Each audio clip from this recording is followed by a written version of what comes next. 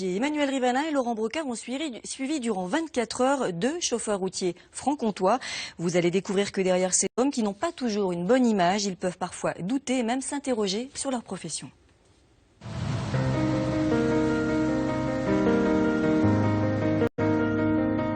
On ne mentira pas en disant qu'ils sont les mal-aimés de la route.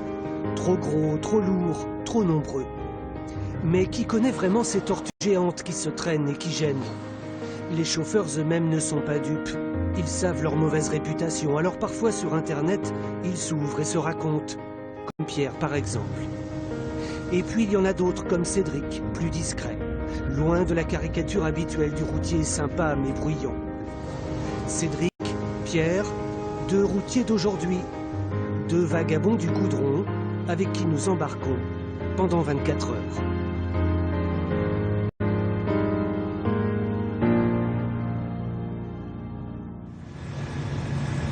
Nous rencontrons Cédric dans une déchetterie, sa première livraison de la journée.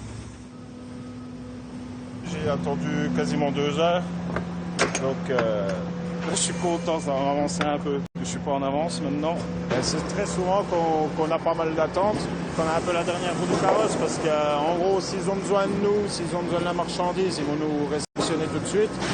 S'ils n'ont pas besoin de nous, on peut attendre sur les parkings, c'est pas bien. Pour eux, ça leur coûte rien.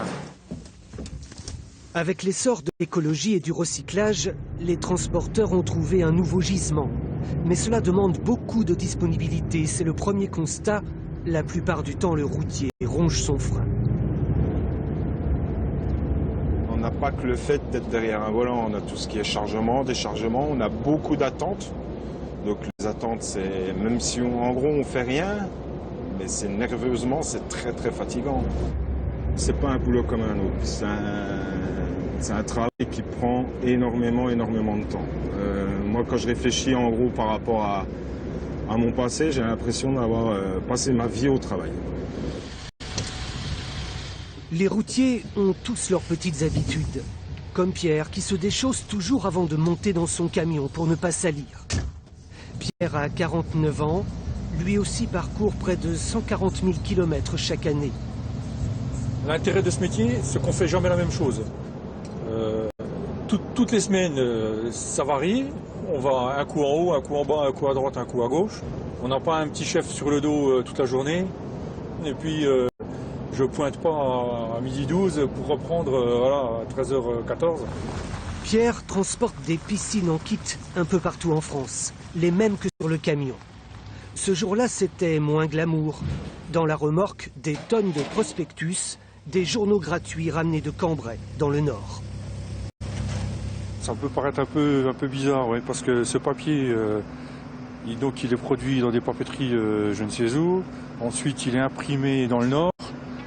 C'est redistribué ici en Bourgogne-Franche-Comté. Pour être redistribué dans les boîtes aux lettres, si on le fait chez Vasbond, ça fait quand même travailler pas mal de monde pour des prospectus gratuits.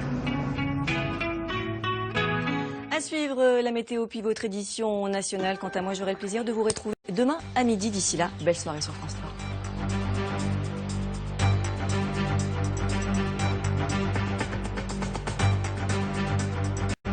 Et Pierre de Franc-Comtois. Aujourd'hui, on les retrouve toujours derrière leur volant. Chaque jour, ils courent après le temps, alors tout doit rouler. Sauf que parfois, ce n'est pas toujours le cas. C'est un feuilleton signé Emmanuel Rivalin et Laurent Brocard.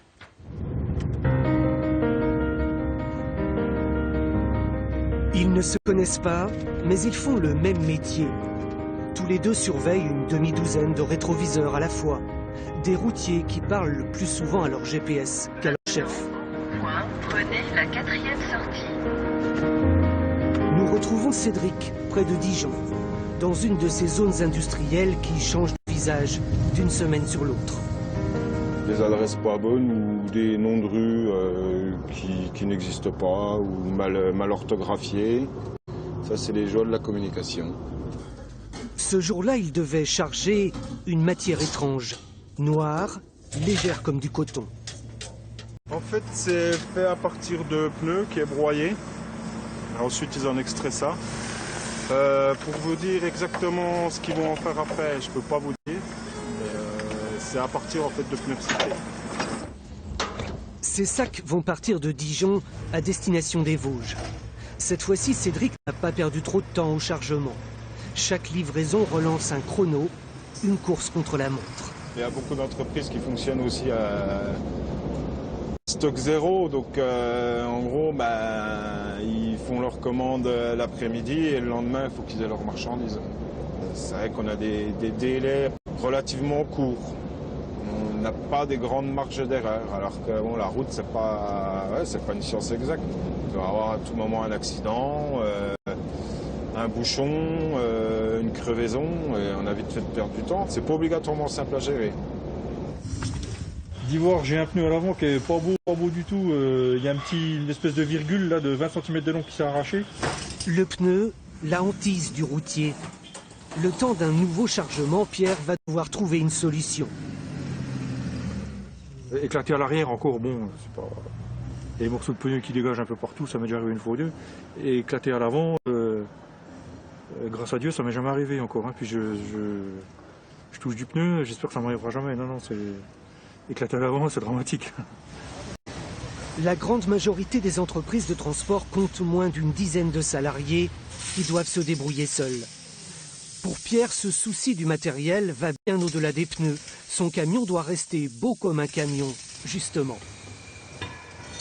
On est dedans toute la semaine, c'est l'outil de travail, et l'outil de travail et la maison.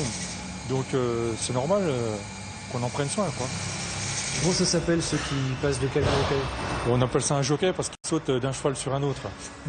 Donc dans les grandes maisons, il y a des conducteurs qui n'ont pas de véhicule attitré et qui donc passent d'un camion à un autre, qui sautent d'un cheval à un autre, quoi. Mais ça, c'est pas pour moi, non. Changer de roue, c'est encore perdre du temps. Or, les chauffeurs ne peuvent pas tricher avec les horaires. Toutes les 4h30, ils doivent s'arrêter. Et parfois, cela ne fait pas leurs affaires. Si un vendredi, ça se passe mal, eh ben, la législation fait que on rentre le samedi, quoi. Ma foi, voilà, c'est comme ça. On rentre le samedi matin. Hein. Alors, ça fait des pleurs et des grincements dedans, mais c'est le boulot, c'est comme ça.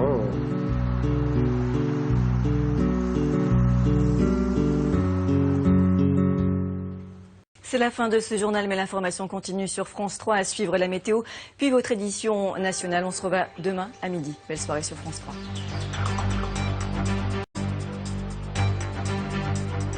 Consacré aux chauffeurs routiers. Durant 24 heures, nous avons suivi Cédric et Pierre de Franc-Comtois.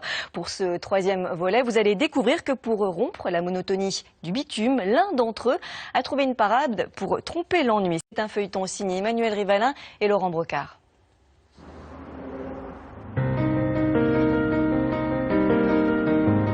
Ils sont un peu les yeux de la route, perchés dans leur camion comme sur un balcon. Le ruban d'asphalte nous semble monotone, les routiers, eux, le lisent autrement. Je fais partie d'un site internet qui s'appelle Fier d'être routier. Sur ce site, je tiens un carnet de bord où je raconte un peu ma journée, etc. Et pour illustrer ce carnet de bord, il faut des photos pour que ce soit un peu vivant, pour des paysages, un camion un peu particulier, une situation particulière. On est perché, on est à 3 mètres du sol. C'est vrai qu'on voit les choses un peu on prend de la hauteur. Les photos prises par Pierre décrivent un drôle de territoire. Une France insoupçonnée, absurde, tragique aussi parfois. Cette histoire de carnet de bord, ça m'oblige à ne pas être passif dans la journée, à me dire tiens, ce soir qu'est-ce que je vais raconter, qu'est-ce que je vais écrire. J'ai l'impression que je subis moins la journée.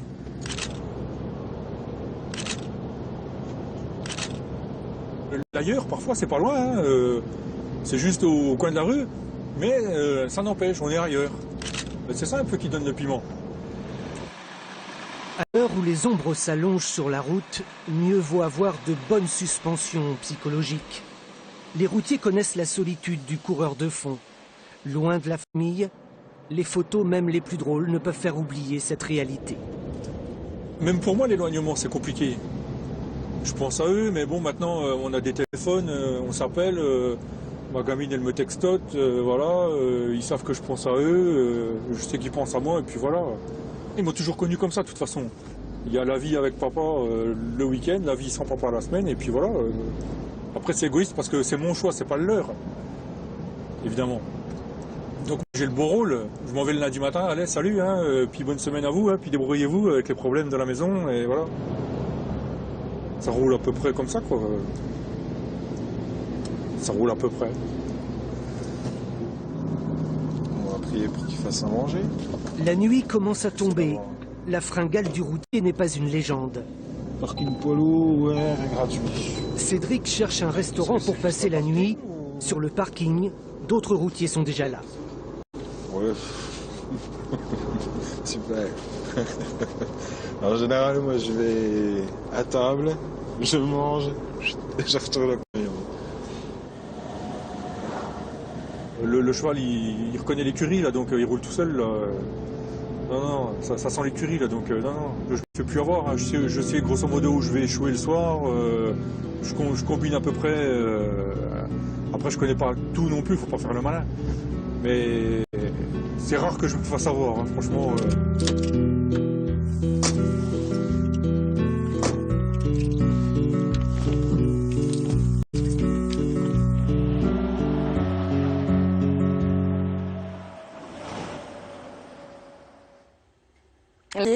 Une profession qui doute en ce moment avec la concurrence des pays de l'Est ou la perspective de l'écotaxe.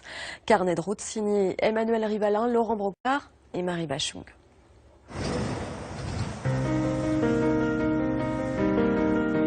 C'est l'heure de la relâche pour les routiers. L'œuf dur ici, les aubergines farcies ailleurs. La loi impose aux chauffeurs une pause de 9 heures la nuit. Le resto routier, un point de passage obligé. Ça me permet aussi de pouvoir aller après me doucher, d'avoir un petit déjeuner demain matin, café chaud, etc. Donc voilà, là, je t'écoute récemment. On va dire que c'est populaire dans le bon sens du terme. Les gens sont sympas. Je collabore à un site qui s'appelle resto-routier.com. Sur lequel je suis testeur et on teste les restaurants et puis on donne des notes. Et puis voilà. C'est pas pour se la raconter goémio, hein, c'est juste pour avoir un petit peu des avis. Pierre, routier et gastronome à la fois.